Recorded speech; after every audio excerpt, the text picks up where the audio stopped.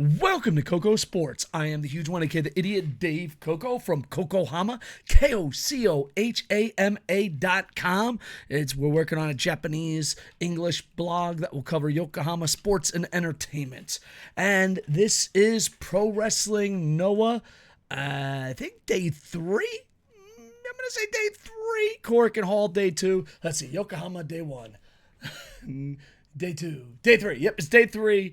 Today's day 4. This is August 10th. August 10th review, Cork and Hall. I was there. I'll be there again tonight in a few hours, so super excited about that.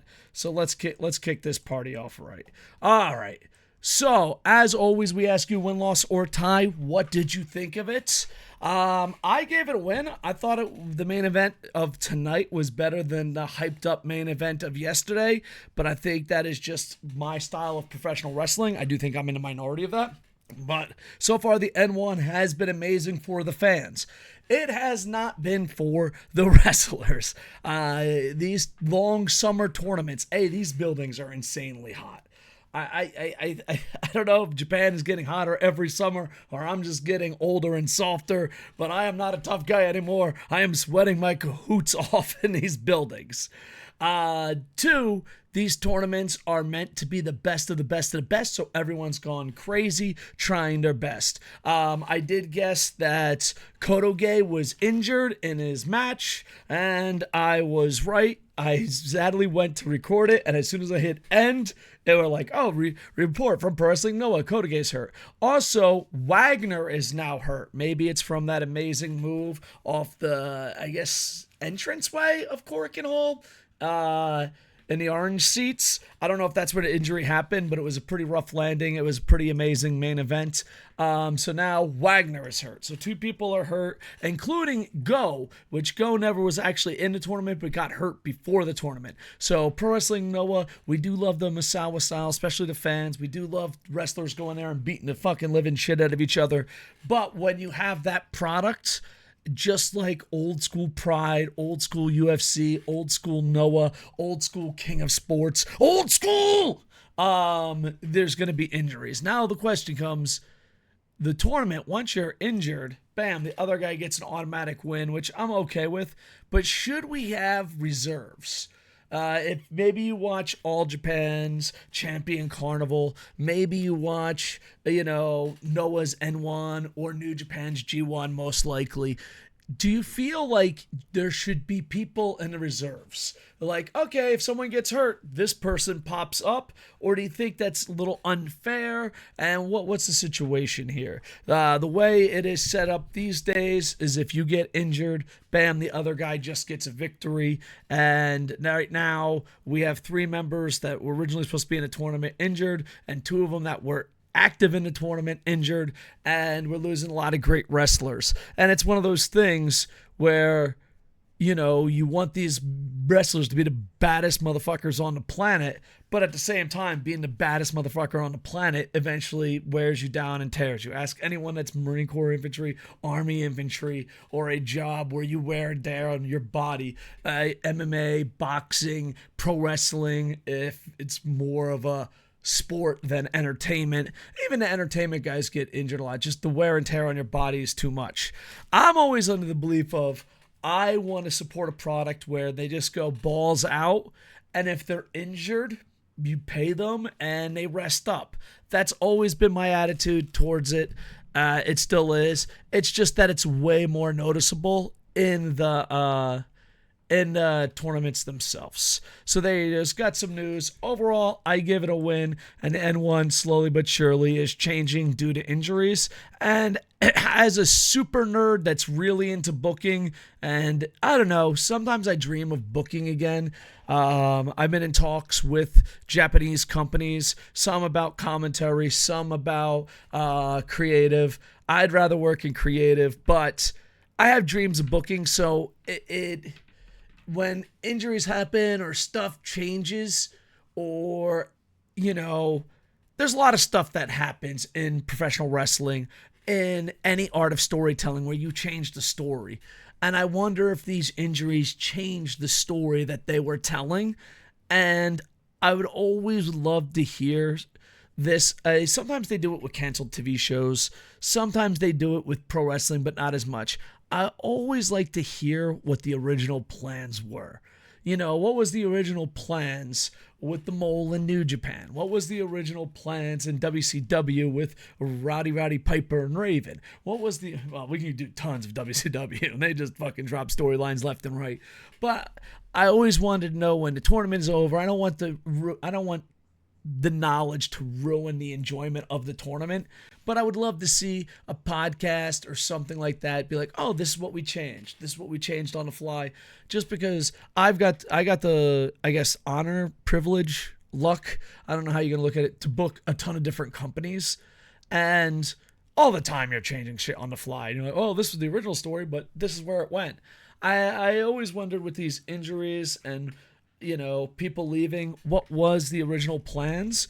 And that part of it really interests me. And now some people it doesn't interest, it interests me a lot. So I'm still super excited for the tournament to see where it goes. All right, let's break this down. I'm reading this off noah.co.jp. No affiliation, no sponsorships, just pure love. Tag team match. You got Miyawaki and Taniguchi versus Fujita and Fujimura. Yeah, I want to say something, dude. Fujita always goes in, gives the drinks. I've been close to getting that drink 3 times. I just want to enjoy an experience, Getting Fujita's drink is kind of like getting kissed in DDT. It's like, yeah, it's a bucket list thing. But yeah, Miyawaki does beat Fujimura. Miyawaki is getting more and more popular. I will not be at the Kawasaki show tomorrow. I will be at the Yokohama Dragon Gate, so it'll be interesting to see what Miyawaki does there. Right now, his value is really high, so it'll be interesting to see where it goes. This was just a fun opener. And next, you got Alpha Wolf versus Tabian Heights. I hope I'm pronouncing that right. He's the NXT guy, also Olympian, wrestled in Japan. I think out of the 2 guys I've seen at NXT, this guy has a bright future. He has the amateur background and the skill, but he's learning it very quickly. I've only seen it on whatever he's done in the N1. He does got the FCW WWE entrance down to a T. He did spice it up a little bit, but in Yokohama, I was like, oh my God. Generic as fuck. But I see like great amateur wrestlers that turn great pro wrestling potential in him. Kurt Angle's the perfect example. A Shelton Benjamin. He's got the energy, he's got the spirit. There is a couple things that went a bit off on this match, but overall I enjoyed it. I want to see what this kid could do in the future. I'd love for him to stay in NXT, in Noah, but that's not going to happen. And Alpha Wolf is just fucking amazing. You put Alpha Wolf in the fucking match, win, lose, or tie, it is going to be one of the best matches of the night. Him and his brother are fucking absolutely amazing. I enjoyed the shit out of this match. There was some missteps, but hey, it's going to happen. It's hot as fuck. It's sweaty as fuck. Those ropes are getting sweaty as fuck. Next, you got Soya coming out. He's going to be super over in Kawasaki. He's beloved. Him and Keno were beloved in Kawasaki. I wish I was there. I wish I could be at Dragon Gate and Noah on Monday, but I almost guarantee, knowing the people of Kawasaki, knowing Soya, knowing Keno, he's going to get fucking crazy over. Titus Alexander is fucking skyrocketing with popularity and people in love with him and telling great stories. His match with Keno was fucking fantastic. His match here was fantastic. I hope they keep Titus Alexander. I like to be honest. I know like some people are like, oh, if you act like an expert, fucking people respect you as an expert. Like if you have to act like an expert, you're just a piece of shit. You're not really fucking anything. But I didn't know much about Titus Alexander, and he's just completely fucking won me over. He's won the Pro Wrestling Noah fans over, and he's been maybe the MVP, and maybe the surprise MVP of the N1. It's hard to tell because there's so many great matches, but they told a story. It probably wasn't as hot as the Keno, but it was still pretty goddamn good. Soya does get the fucking victory, and it'll be interesting. One of my Japanese friends made this joke. I don't know. It made me giggle. He's like, Soya's like Dave Koco. He's more popular when he's fat. Like, thanks. Appreciate that. Soya has lost tons of weight. I'm trying to lose weight, boys, but man, it's not easy. I can get fat so easily. Anyone else have that problem? Like, it's just so easy for me to get fat. It's insanely easy for me to get fat. Shut up, Giggles. No, because like when I met my wife, I was so fucking skinny, and I wasn't even like peak condition. And then she goes, "It's okay to be fat." And I warned you. I was like, "Dude, I can get pretty fat pretty fucking quick." And she's like, "Nah, I'll still love you." And now I gotta go fucking meet the doctors, and the doctor's like, "Bro, you're fucking fat. You gotta lose some fucking weight." It's just so easy to gain weight. Why is it so hard to lose weight? I don't know. There you go. I don't know. I've just been on a diet for a week. Sorry, I went on a fucking tangent. So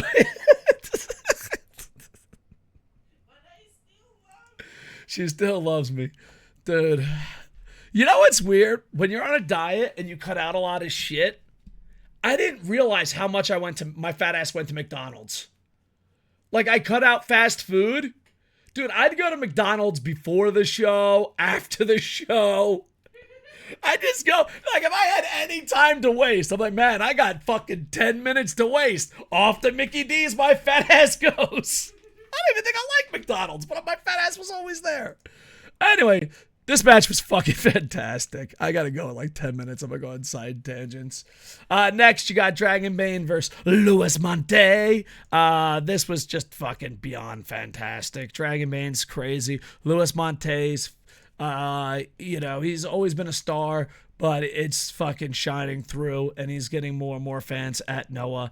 I remember when he first appeared in Monday Magic, it was like, granted, I'm just going off the vibes and me actually being in the building. I remember when he first showed up, people were, who the fuck is he? Some dude from Dragon Gate. Really? Fucking that's who it is? And now it's fucking, he has his own fans. It's growing. So Dragonbane does get the fucking victory. This match was off the fucking charts.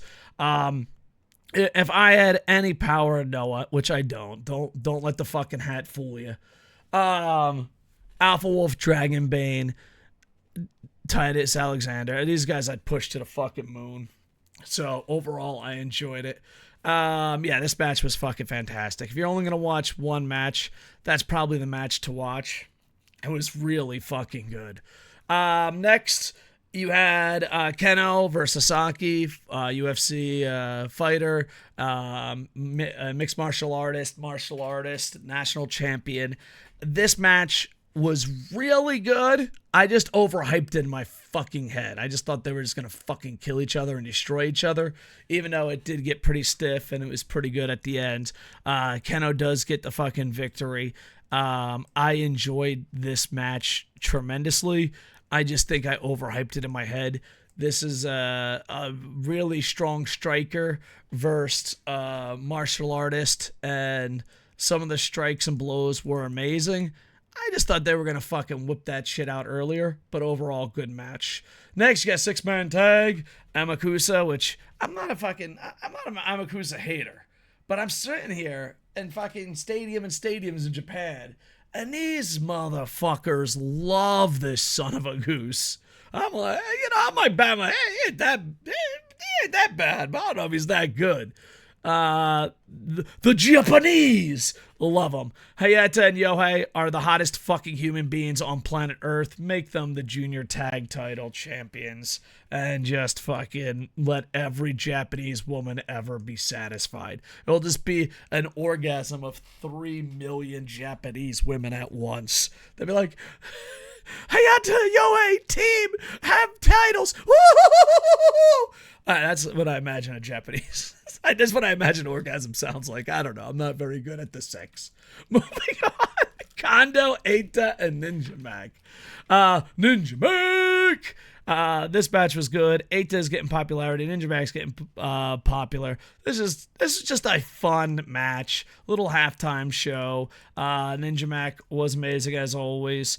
And Hayata beats Eita, and now Hayata and Yohei will be going against Kondo and Eita in the future, and it should be interesting. I think it's in September. I could be wrong. I don't know why. It's only August 11th, and I feel like September's 800 miles away. I probably guys have so much shit to do in August. Anyway, this was fun, story-driven. It wasn't bad. Next, you got Josh Burryguggs, Josh Briggs from NXT versus Jack Morris. Jack Morris fucking shined in this match. Josh shows that he's, how do I word this right correctly? He's got a future, but he's definitely going to be hidden by booking. He's tall. I don't know. I want to see more on him. I just thought that Jack Morris carried this match, and Jack Morris was absolutely fantastic. And as a former person that used to scout talent, I have no idea why the fuck Jack Morris just doesn't have all the fucking money. I don't know why Noah doesn't push him to the goddamn moon. I have no idea what Triple H and the other guys, Vince McMahon, wherever he may be, hiding in Guantanamo Bay. That's a bad joke. Don't take it seriously. We live in a world we have to describe jokes are stupid. But wherever Vince McMahon is, he's definitely masturbating to Jack Morris. He's fucking everything. He's everything sports entertainment wants. And he can fucking wrestle. You know, a lot of times when you get these guys that look as good as Jack, they fucking melt the fuck in and be like, hey, look at me, I'm fucking good looking. Woo! Congratulations, you son of a bitch. But no, he could definitely do that, but he doesn't. He is a fantastic fucking wrestler, and you could just tell that he ran laps around Josh. And overall, it was pretty fucking amazing. He also did some high-flying shit towards the end. Finished it off with a shooting star press. And I think Jack needs to go to the main event scene. And if you are anyone in America, especially WWE, TNA, AEW, he might get lost in this shuffle. The only negative I could say about Jack Morris, and I'm looking at it as a WWE scout, is that he's short. But you know, he's not that fucking short. He's just short compared to fucking tall man Josh Burryguggs. Dear Triple H, bring. Can we please call him Josh Burryguggs? 10 out of 10. Stupid translator. And then the main event, granted it was a shorter card because, sorry, I'm stuttering. It was a shorter card because of injury, and Inamura beats Wagner. These two guys, popularity, for that alone needs to be a main event. Wagner works a very great big guy lucha style, works the crowd, is beloved. Inamura is the hottest thing in the world, first round draft pick. And it's one of those things you can just hear people wanting to cheer for both of them. So don't fuck it up and shoot these guys to the moon. The match was fucking fantastic. I thought this main event was a hell of a lot better than last night's main event, but I might be in a minority, and everyone likes different styles of professional wrestling. Overall, I give it a huge win. News coming out of Pro Wrestling Noah again. I'm repeating myself. Dr. Wagner Jr. will be out of the tournament, and that just breaks my fucking heart because he is insanely popular. So it'll be interesting to see what happens with who is still in the tournament and who's still moving on. And I don't know, if one day someone from Pro Wrestling Noah would like to grab some fucking beers with me, maybe 2 months down the line, and tell me what the original plans were, that'd be kind of cool. I'm a fucking nerd for that shit. I might be the only one, though. Same thing with canceled TV shows and all that. And I don't know, but maybe I'm just a fucking nerd. I am fucking late, but let's go over tonight's card that I'll be going to, Cork and Hall. Alpha Wolf will be going against Sasaki, so I appreciate, I don't want to appreciate that. I'm really tired, boys. I've been watching a lot of wrestling. I appreciate these guys. Woo! Alpha Wolf will be going against Sasaki. It's a different styles. I'd like to see where it goes. I hope Alpha Wolf wins. I want Sasaki to have a long title with the national run. I just don't want him in the main event scene where Alpha Wolf, I want him to be the main tag team champ and be a main part of the roster. So I think Alpha Wolf will be high mid-card tag team champion, low main event, where Sasaki is young mid-card long-term champ, in my opinion. So I'm going to go with Alpha Wolf on this one. Next, six-man tag. You got Marufuji back. Woohoo! Asagura, Miyawaki. God damn, Miyawaki. Jesus Christ, you're fucking working everywhere, Miyawaki. Versus Shuji Ishikawa. I love that man. Taniguchi and Fujimura. Storyline-wise, I think Ishikawa's going to win. But maybe Marufuji gets his win back. But Marufuji is so popular. It's insane. I don't know. I think, okay, I'm overthinking. Overthinking prediction. Fujimura is going to get pinned by someone. So maybe, yeah, Fujimura is eating the pin. So I'm going to go with Team Marufuji gets the win. Next, back to the tournament. Tournament matches are the best. It doesn't matter if it's All Japan, Noah, or New Japan. You got Kitamiya versus Dragonbane. Please just listen. Just get them in a ring and let them beat the fuck out of each other. We don't need to do fucking stunts around the fucking arena. We don't need to go outside the ring. Just let fucking Kitamiya beat the living shit of Dragonbane. Why Dragonbane beats the shit out of Kitamiya. Kitamiya does the power moves. Dragonbane does the fucking lucha libre that we all know and love. And they just beat the fucking living shit out of each other. Listen, I as a guy that goes to 3 to 5 shows a week, I am so burnt out going into the crowd. Like, just stop. Now, granted, did you do that one awesome spot off the railing and it probably got someone hurt? Yes. But still, just stop. Next, you got Soya versus Heights. This is going to be fucking fantastic. Both guys, I think, have a lot to prove. I think both guys are on their way up as far as their careers go, and I'd like to see where it goes. Heights cut a nice promo where he's saying this is his house. He's not going to lose again, and Soya is about to head to Kawasaki, so I can't see him losing. Either way, I think this is going to be a fantastic match. I wouldn't even mind a fucking time limit draw on this one, boys. I'm going to be completely honest. I think Soya does get the victory because they're building up to Kawasaki and they're going to build him up. But I've been wrong before. I could see Heights pulling an upset here. And Heights, I want to see a nice, smooth match. I always feel like there's something that goes off on his matches. I just want to see more of this kid and see what he can do. And I'm sorry, I'm 800 years old. I call everyone kid. Next, you got a 6-man tag. Hayata, Yohei, the hottest human beings in the world, with Tadazuke, versus Daga, Super Crazy, and Owada. This is just going to be a fan favorite. We're going to probably be chanting. The ladies will be chanting for Hayata and Yohei. We'll be chanting Super Crazy. I love Super Crazy. There, I said it. If loving Super Crazy is wrong, I don't want to be right. And Daga has won me over throughout the years. Overall, this is probably a group of men outside of Yohei that I was like, I'm not really sure. And they fucking proved me wrong. So it's just going to be fun.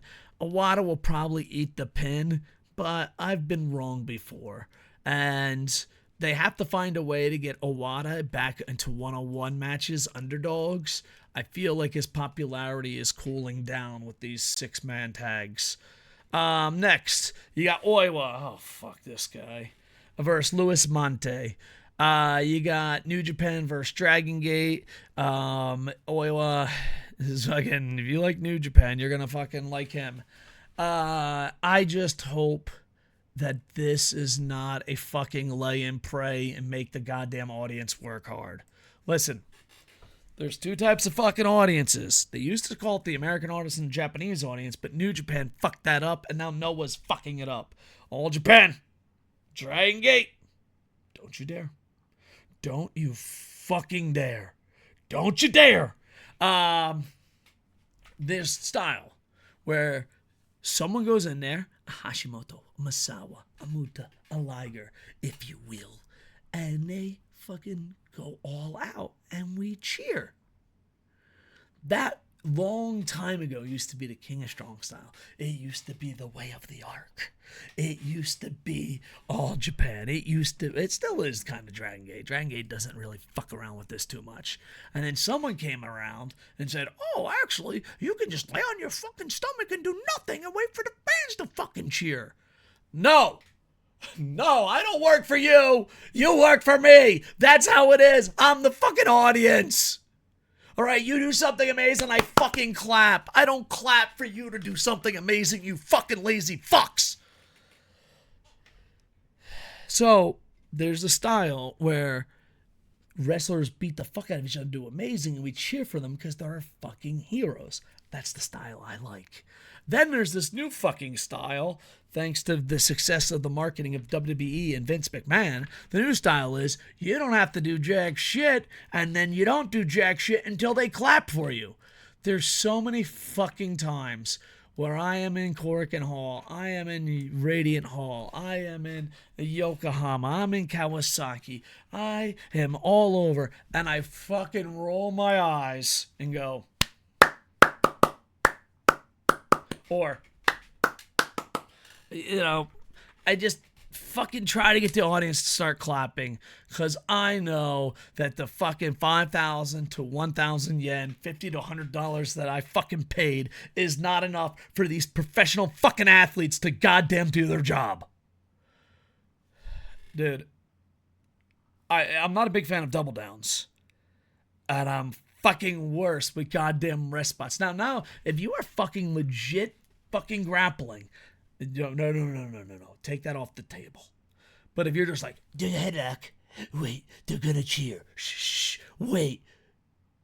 Shh, wait, they're gonna cheer. They're not cheering. Wait even longer. Fuck you, man. I got shit to do. I'll petty clap you. Holy fuck, I hope that style dies soon. It won't. And Oiwa, whatever, fuck that guy, is that style. Where Luis Monte isn't that style. So, fucking Luis Monte, listen. I know New Japan is booking fucking these douchebags in the fucking back, where Noah has no goddamn backbone whatsoever. But what you do is, you kick him in the fucking face! And then you keep fucking wrestling! If you gotta fucking get a headlock, wait for it. Wait for it. Shorter fucking matches. Wait for it. Can you imagine if there was a YouTube video that, granted, my YouTube videos don't get jack shit, but should I just fucking grab a stuffed animal? Here you go. I got this from fucking Hockey Kiwi. And just fucking sit there on a live stream like this and not say a goddamn word. Every now and then whisper, I'll fucking do something when they fucking hit the like button. Go ahead, hit the like button, or he's gonna fucking sit here. Okay, there's one like. We need at least 100 fucking likes. It's fucking insane. It's stupid. It's the dumbest fucking thing in the world. Yet it fucking works. It fucking works.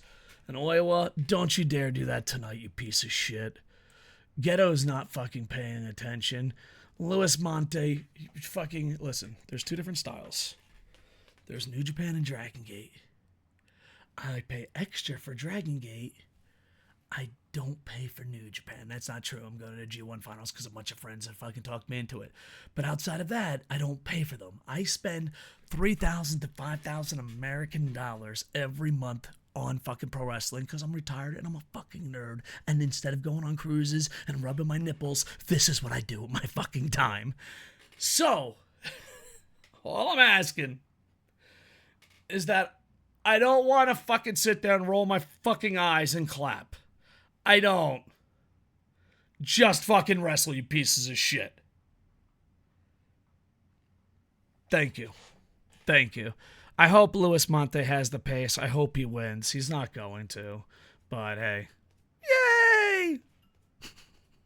And the main event. You got Inamore versus Titus Alexander. Titus Alexander is so fucking over right now. Inamore is so fucking over. It's hot as fuck. I can imagine this either being a super hot crowd or a dead crowd or a quiet crowd because both men are respected so much. I don't know. Titus Alexander's popularity is through the roof. It's definitely fucking earned. Inamura's popularity is through the roof. It's definitely earned. I think Inamura is going to win, but I think Titus Alexander's popularity is going to grow. All right, so there you go. Also, I used to be a reporter, and I used to never ask for, like, I worked for every major professional wrestling company in North America and the world, most of them anyway. Maybe I'll do a video as which ones I didn't work for and did work for. I've worked for most major sporting companies and sporting leagues, and I've always was old school. Reporters don't ask for photos. Reporters don't ask for autographs. So now that I'm not a fucking reporter anymore, I go out of my way to find that shit. And bam! There's me and Jack Morris. Well, fucking autograph. Thumbs up. Yeah. Reporter working in pro wrestling, Dave, would never do that. And it's sad because I met thousands of pro wrestlers and just never fucking did it. I was just like, I was told you don't get autographs. I was told you don't take photos. Very old school style. And I might make a video of old school media compared to today's media. And old school Dave, a legit reporter and legit working in wrestling, and fan Dave. Reporter Dave would never do this, but I'm making up for it now. And there we go. Plus, I got an awesome little thing. Here we go. I bought a cool product. I like this one a lot. I'm glad it didn't sell out. I usually get one shirt per show I go to for memory. And I already had the N1 shirt. So here we go. Bam. Look at this bad boy. Oh, man. These are good memories. Look at that. Departure. It has the old school logo, which I'm a way bigger fan of, hence why I wear that. And it's got a lot of cool shit right there. So, man, that's pretty cool. And then even in the back, it has the date of the original show. I believe that's the original show. I am 95% sure that's the original show. But I've made mistakes before.